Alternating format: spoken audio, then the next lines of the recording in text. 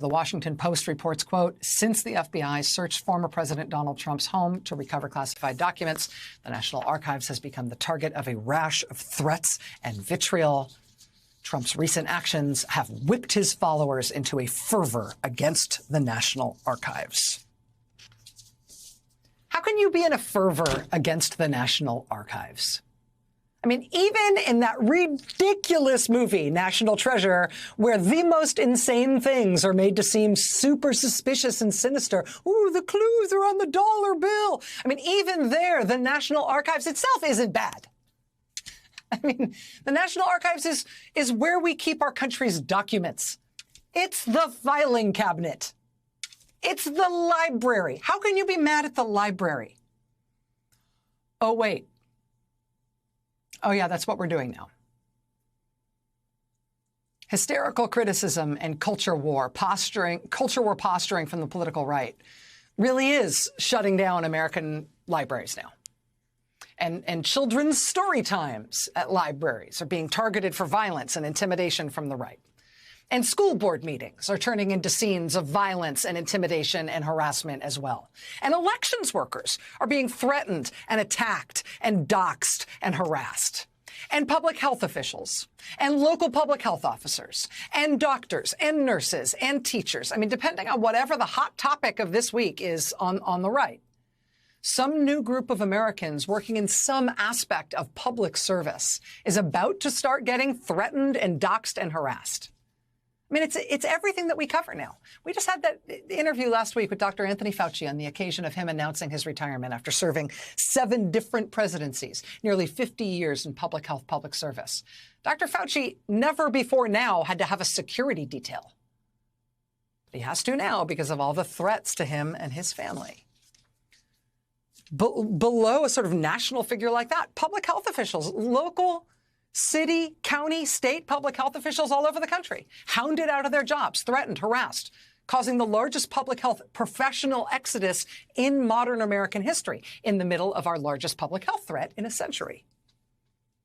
The whole elections office in one Texas county, Gillespie County, the whole office, every worker in the elections office, all resigning this month en masse because they can't handle the threats and the harassment of them for their terrible crime of working like normal public servants to administer totally normal elections. Former President Trump's social media company posting a link to the unredacted search warrant for Mar-a-Lago. Unredacted in the sense that the one that they posted didn't black out the names of the individual FBI agents who signed off on some of that documentation. After that, a Trump White House staffer posted personal identifying information for those FBI agents and their families, so Trump supporters could hound them and threaten them and intimidate them and target them. The FBI and the Department of Homeland Security having to send out a nationwide alert about a spike in threats to federal law enforcement officials of all kinds. The judge who signed off on the search warrant at Mar-a-Lago needing security after his address was posted online and Trump supporters started threatening him and threatening his synagogue. That's nice. Now, apparently, it's the National Archives staff. The National Archives. I mean, talk about the case that proves the point, right? I mean, if the federal government were a zoo, the National Archives would be like the lop-eared bunnies exhibit, you know, the baby otters, the cute little vegetarian monkeys that are so small they can sit in a teaspoon. I mean, it's just not possible to object violently to the National Archives on any rational basis. I mean, even if you want to make the National Archives a pulse-pounding source of great excitement, it's going to cost you $100 million to make that movie, and it's going to require Nicolas Cage, and it's still going to be too ridiculous to take seriously, even for a second. But in this political environment on the right, they can generate a murderous rage about the National Archives, apparently, or the FBI, or school boards, or librarians, or teachers, or doctors, or county public health boards, or the little old ladies who work at the polls on Election Day. I mean, no one's beyond being threatened, doxxed, harassed, intimidated, driven out of public service if they can make you.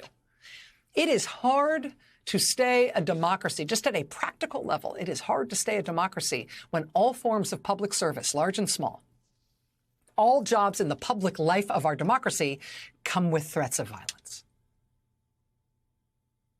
You can't long hold free and fair elections when it takes bravery to be a poll worker.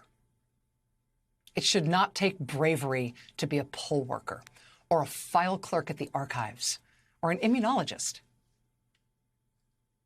The threat of political violence takes normal people out of public life, which puts you on a very fast track to the end of democracy at a very practical level.